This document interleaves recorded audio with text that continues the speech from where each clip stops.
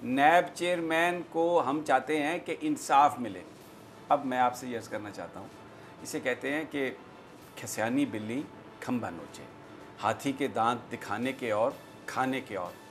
Chairman नैब ये वहाँ से कह रहे हैं शहबाज शरीफ साहब कि ये जो प्राइवेट मामलात हैं हम इनमें बिल्कुल ये नून लीग की पॉलिसी, और आप भी राइटली आपने भी बहुत तारीफ़ की कि आपको ये लग रहा है कि नून लीग और पीपल्स पार्टी तो सपोर्ट कर रहे हैं चेयरमैन नैब की।